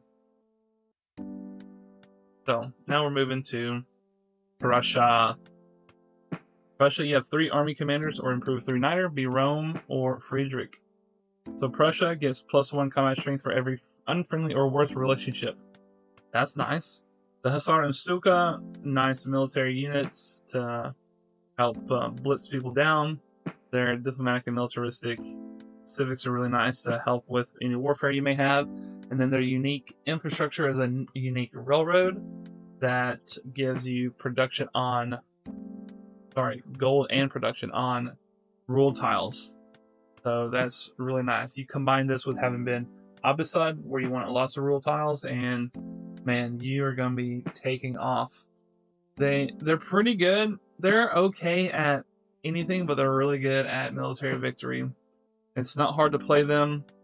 You just have to make sure you don't have everyone in the world going to war with you at the same time. That can be difficult. But Prussia is still a great civ to play. Previously, I thought about having Prussia in the don't play. I think Prussia is in the kind of hard category. Like, you can play them, but like, just be careful, right? Like, you don't want the whole world coming after you, and you know, you've got to, if you're gonna do some sort of military victory, it's gonna be kind of hard. Next up, we have Qing. Qing, you unlock by improving 3 Jade, being Han, Ming, Mongolia, or Confucius. So their special ability is they get +4 gold, +3 culture, and +2 influence from imported resources. Fantastic. That means if you have 10 imported resources, that's 40 gold, 30 culture, 20 influence. But -10 science for those 10 imported resources. Their expansionists and economic civics are great. The Gusa is an infantry unit, and it gets +4 strength if it's next to another one. And then you have the Hangshang, which is their merchant, and it gets gold for every resource that's acquired by naval trade route. So you really want to focus on those distant land trade routes, or just any that are naval, if at all possible. Then you have the Jingzhuang, which gives you gold and gold adjacency. The Xingguan, science with happiness adjacency. And the Huangguang, which gives you more influence. So it's really nice all around. Everything about Qing is good. I think Qing is just so easy to play. Such good bonuses. I'm putting them in the auto win because you'll just be able to buy whatever you need, do whatever you need to do. Not too terribly difficult to win the game, in my opinion. Good with all leaders, mementos or not. So, what I think about that. Now we're on to Russia. For Russia, you have to have 3 tundra settlements, plays Greece, Bulgaria, Mongolia, or Catherine the Great. Now, Russia's really good with their abilities. You get +1 culture on districts and cities. Wow, that's huge. You get some big cities by the end of the game, and maximize your districts, and that is going to be fantastic. And then you get +1 science on districts and cities on tundra tiles. Wow, wow, wow. That's really good if you're looking at either one of those victories. Be able to get things out faster from the start of the modern age. And then their civics are okay. I feel like if you don't have specialty buildings to put down to make a quarter, you need some more civics. But also the reason you have more civics is to unlock those specialty buildings. So it kind of goes back and forth, but always feels bad for those that don't have specialty buildings and have just a few civics. The Cossack and the Katusha rocket launcher is great. The rocket launcher gives splash damage from the get-go, even though it's a weaker attack. I would still rather have that splash damage. It just helps to chip away and make things faster overall. And then the Cossack's a nice cavalry unit. And then the Obshashina, you get 2 food on adjacent farms and 2 culture built on the tundra, and it can't be built next to another one. So that's really nice. It's giving you more culture, more food, people, more whatever you want. So that's really nice. Russia, great with any leader, Mentos or not.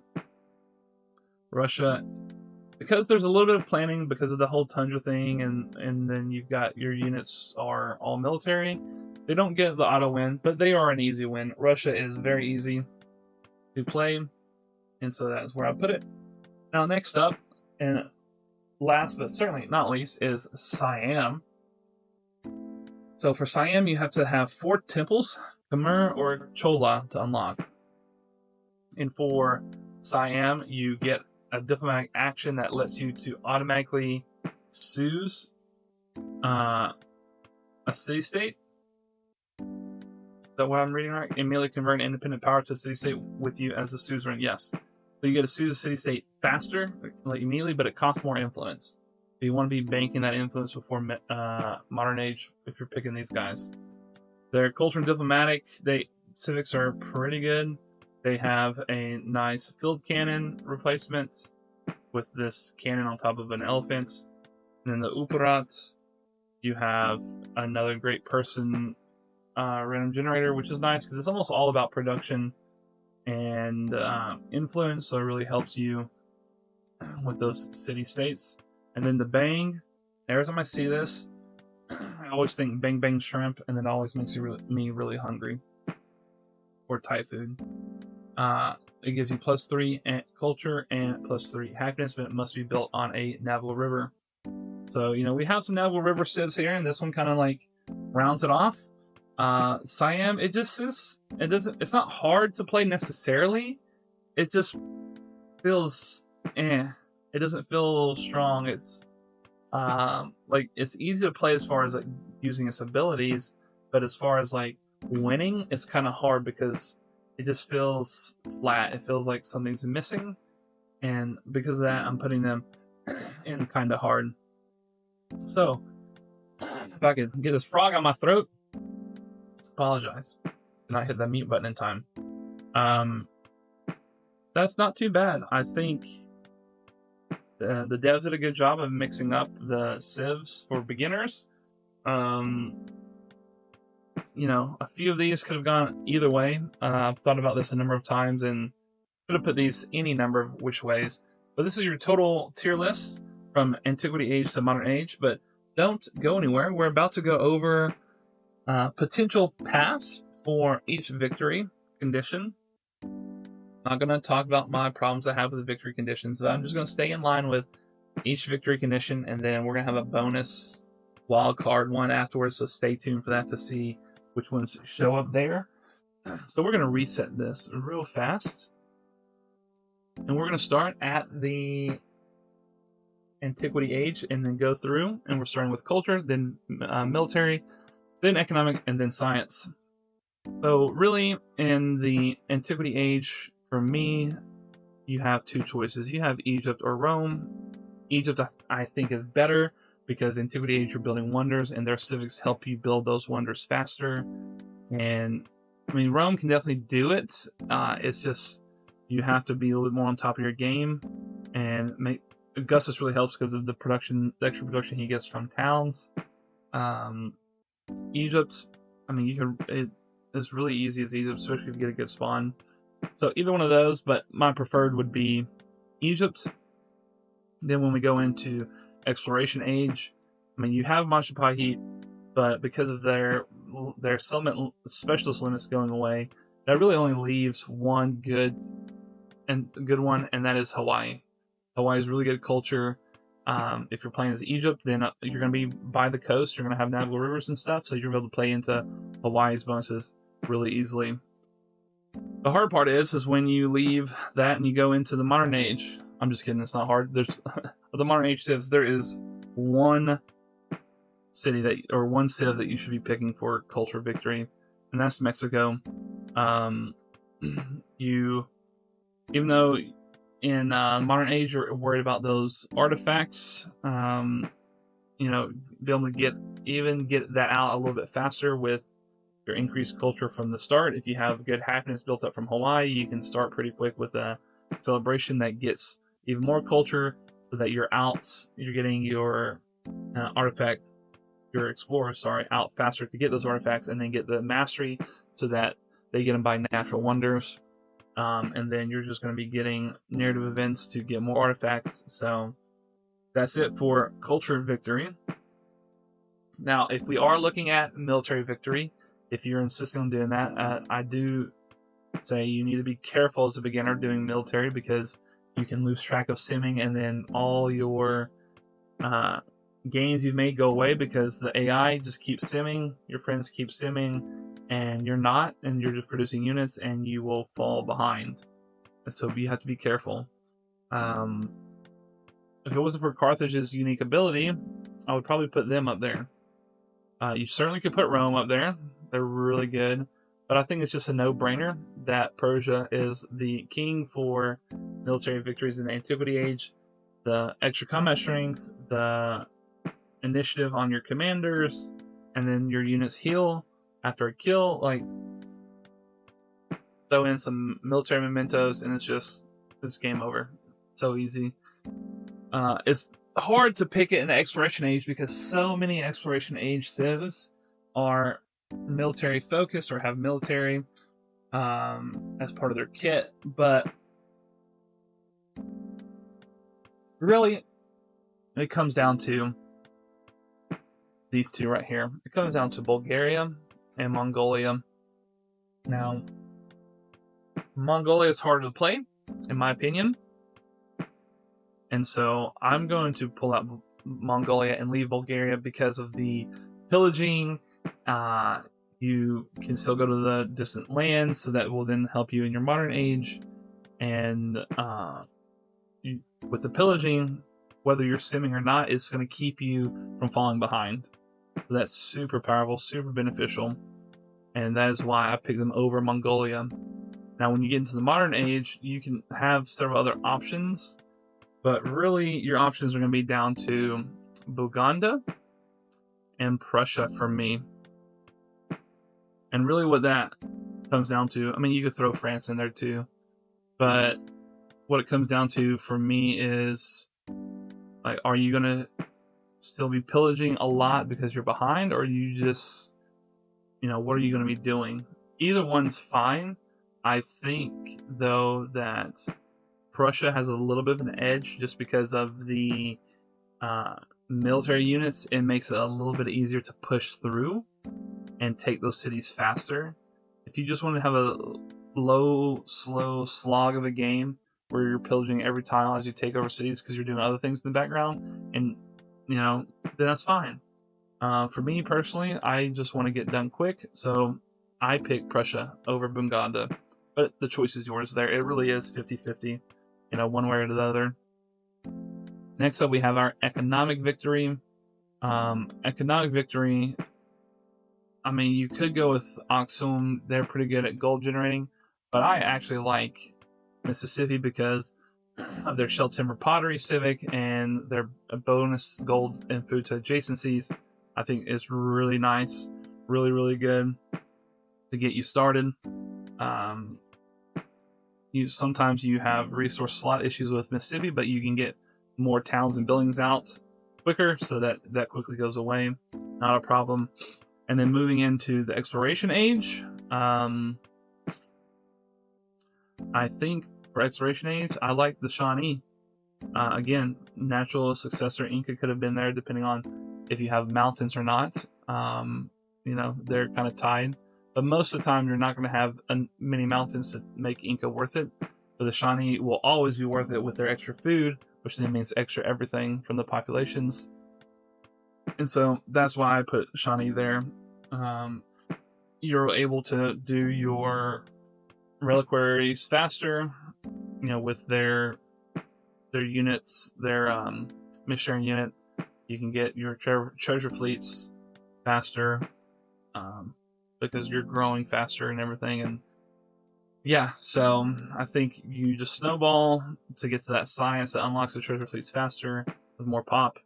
And so I need to put "and so" like on a t-shirt or a coffee mug. I say that way too much. Anyways, moving right along. So into the modern age, I mean, for economic, you have America or Britain. Either one's going to be fine. This is another toss-up, 50-50, flip that coin.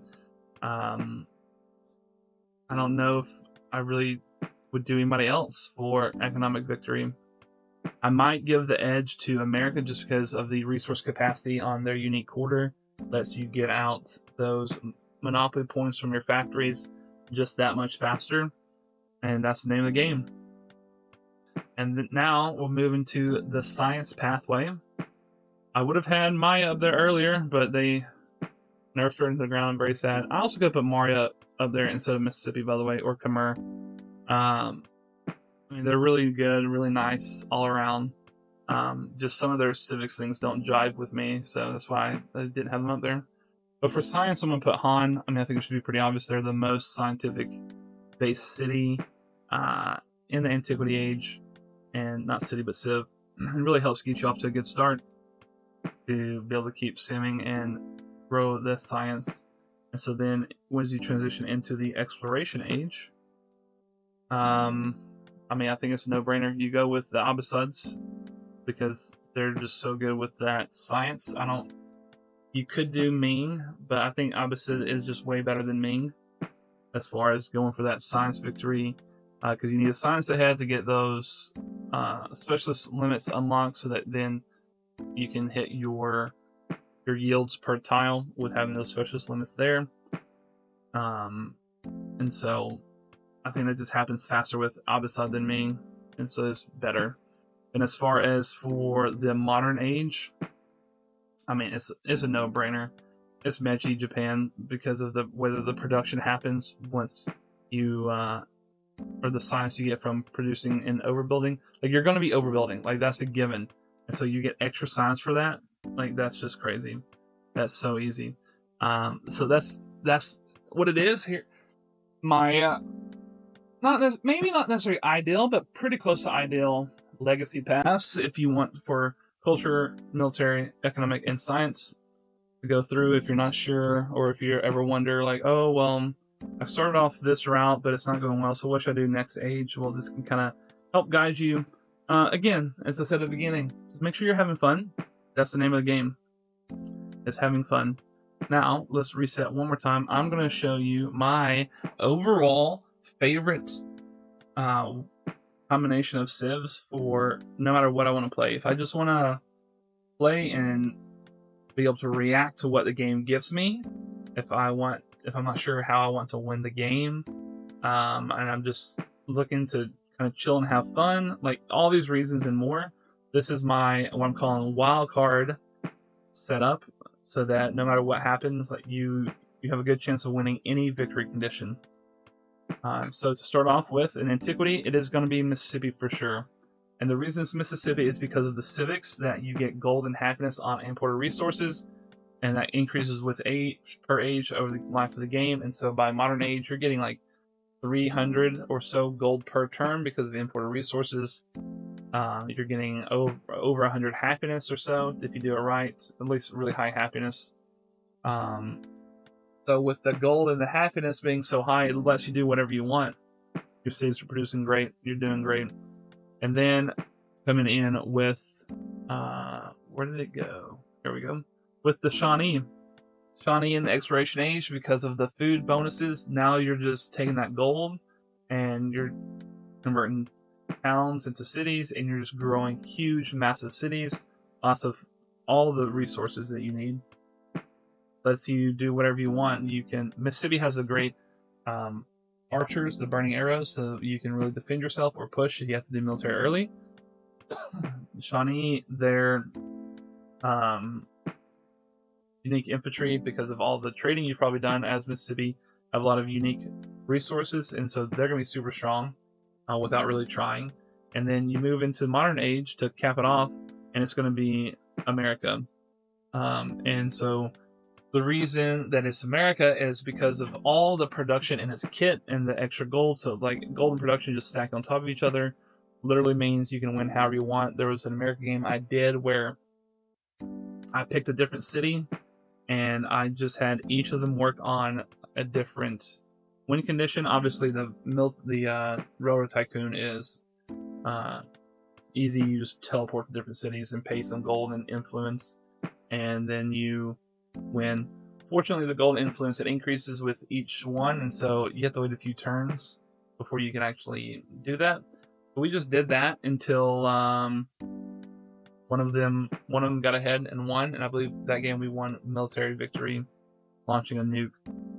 But it's strong. This setup is so strong. Like I said, if you just want to chill, you want to hang out, you're not sure how you want to play, you know, maybe you've had some bad luck with maps or something. Ideally, you're going to want this to be with a leader that is good at trade, good at, you know, diplomacy. Really, my favorite is Ben Franklin. So to round out, if you notice, this is an all-American cast now, especially Ben Franklin. Because of his diplomacy, he gets to do 2 endeavors of the same type, where everybody else gets to do 1. And then some of his other scientific bonuses. You get your city-states online faster. Take a diplomatic memento, get some happiness, or even diplomatic points. Then this next one, once you sue the state, you get to do befriend action with less influence. And so then the rest of the game, you're befriending them cheaper and faster, and then you have influence to save up for your enemies to steal tech or civics from them, or to do trade routes with people, or a whole host of other things. And so really that just opens you up to being able to play how you want, regardless of what map happens or what the AI does to you or any of those sorts of things. And so to me, that's the most fun way to play the game. And that is your tier list, along with some ideas of how to play from each age, depending on what victory condition you want to go for. Make sure you leave a like down below. We sure would appreciate that. And some comment of what you think about the tier list or Civ 7. Even drop an emoji to let me know how you feel about either one. Make sure you hit that sub button as well. We'd super appreciate that. I love you guys. This has been Casual That Plays with another Civ 7 tier list, and I'll see you guys next time. Bye-bye.